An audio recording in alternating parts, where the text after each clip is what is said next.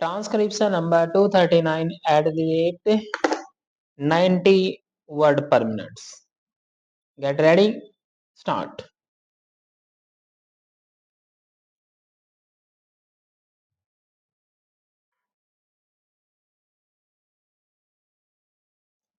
Sir, if I intervene at this stage of the debate, it is not for the purpose of saying much on the factors which led to devaluation, because that is a matter which has already been dealt with by the finance minister, but I would like to confine my remarks mainly to one aspect of the program which has been emphasized by more speakers than one, and that is with regard to the effects of devaluation of on production in India.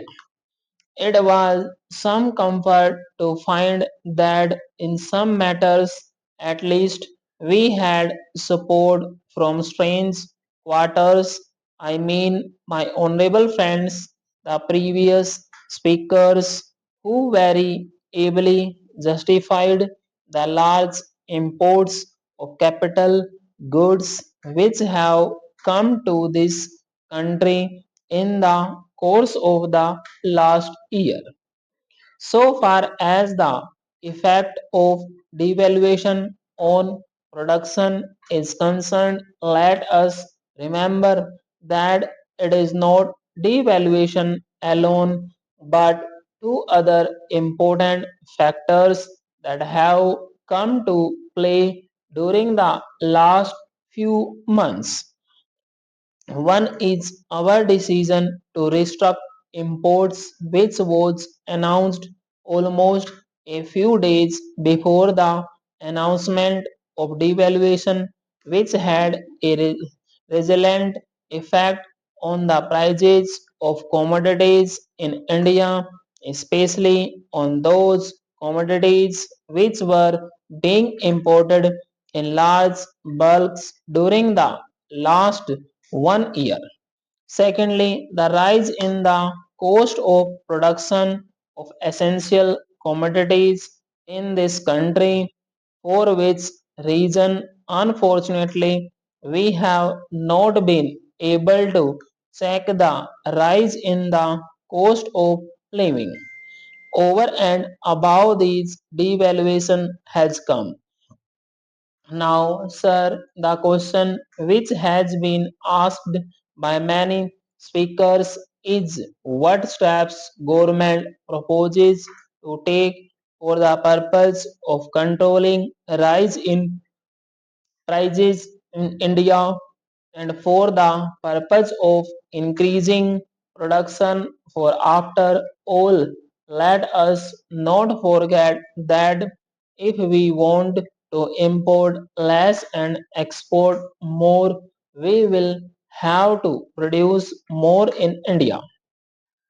If we want to import less and at the same time serve the essential economic needs of the people, we will have to produce more in India. I am not going to take your time in disclosing the large number of schemes which government has prepared in the course of the last 2 years, some of which are ready to be implemented. Now, it will be a very serious matter not only for the government but for the House and the country as well if several schemes have to be postponed. One of my honorable friends said in the course of the debate today that many of these schemes are developed in a haphazard manner. I join issue there.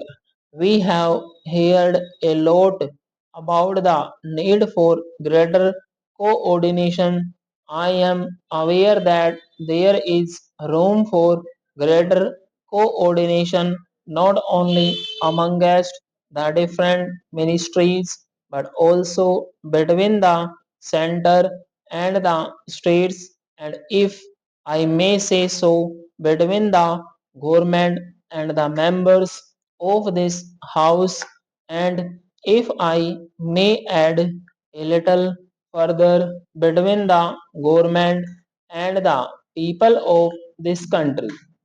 In fact, I feel more and more today that there is considerable cleavage between the government and the people because of lack of information on the part of the people of the steps which government has taken in the course of the last 2 years in spite of tremendous odds and difficulties.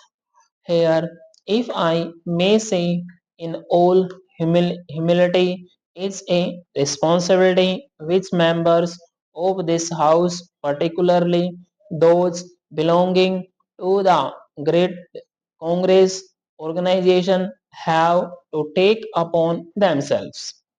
You have to go to the people and have got to inspire them to the needs of the situation and to explain to them what government has done so that you may get the largest possible response from the people. That gap has come into existence. Let us not throw buckets at each other and say that government should do it and you should not. But the fact remains that the gap is there, and the question is how that gap can be filled up and people's enthusiasm can be fully aroused.